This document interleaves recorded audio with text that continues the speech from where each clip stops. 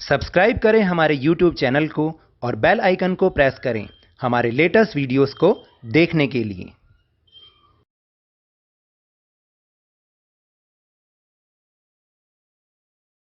Hello and welcome to Lavneesh Sir की class. This is Directorate of Education GNCT of Delhi's worksheet number 3, and it is only for class 7 students. It has taken from the subject English, and we will learn and understand how to use do and does in simple present tense.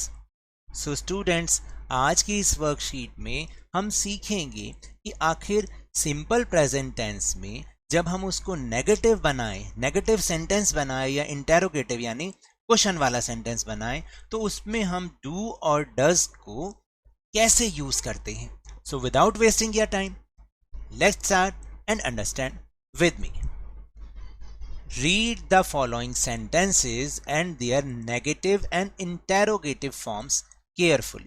आपको क्या करना है, नीचे दिए गए sentences को ध्यान से पढ़ना है और जो उनके नेगेटिव सेंटेंस हैं, नेगेटिव का मतलब जिसमें नॉट आता है, जिसमें नहीं आ जाता है उसको हम नेगेटिव कहते हैं, और इंटेरोगेटिव मतलब जो क्वेश्चन वाले सेंटेंसेस होते हैं, तो उनमें उनको हम कैसे क्या करते हैं, उसमें क्या लगाते हैं, उसको कैसे बनाते हैं, उनको हमें ध्यान से थोड़ा पढ़ना है।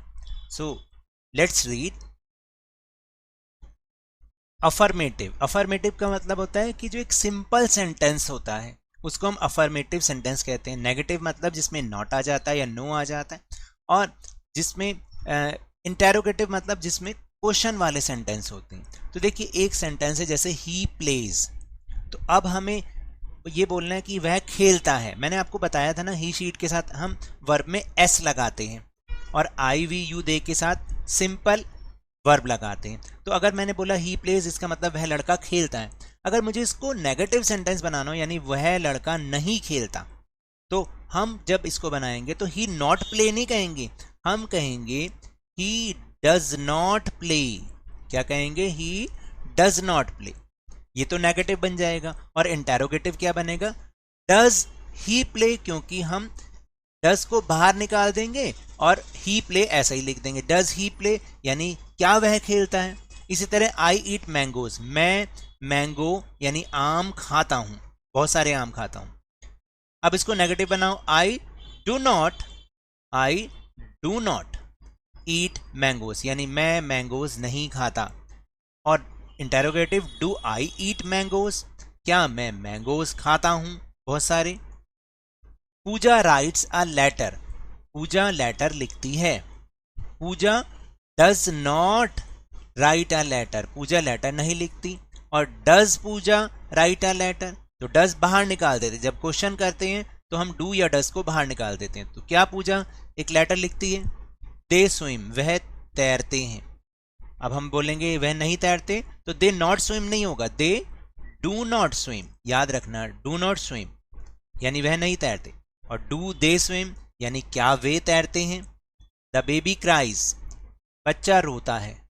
The baby does not cry, बच्चा नहीं रोता। डज द बेबी क्राई, क्या बच्चा रोता है।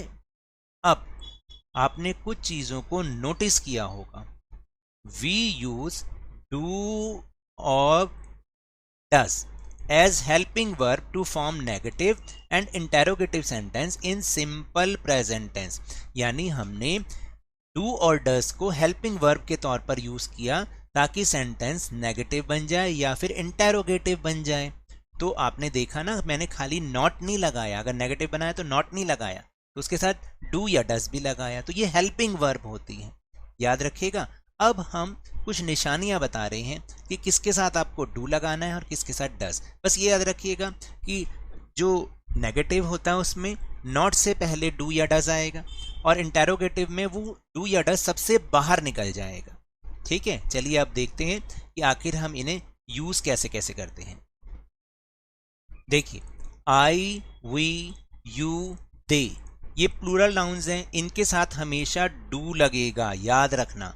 आई वी यू और दे के साथ क्या लगेगा? Do.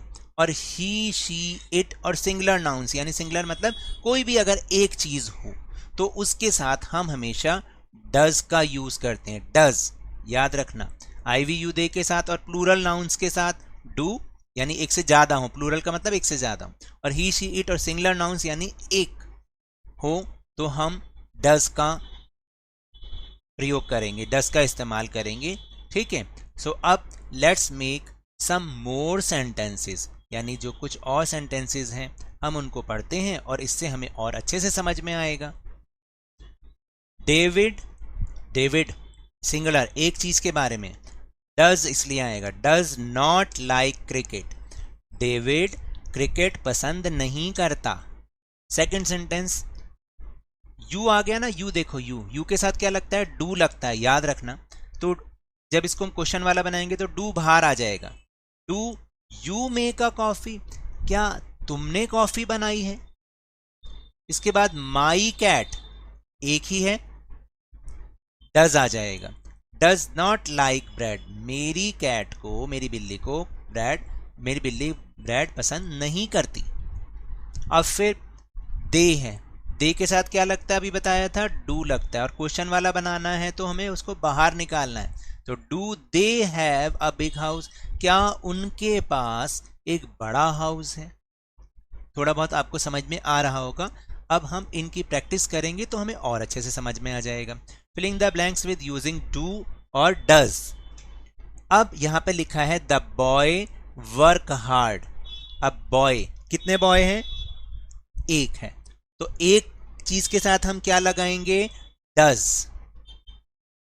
Does the boy work hard, क्या लड़का बहुत मेहनत करता है, बहुत हार्ड वर्क करता है। अब सेकंड में है दे, दे के साथ हम क्या लगाते हैं, डू या does, do. They do not run fast, वे तेज नहीं दौड़ते। द मून, एक ही चीज के बारे में बात है, एक चीज के बारे में, तो इसके साथ क्या आ जाएगा, डज।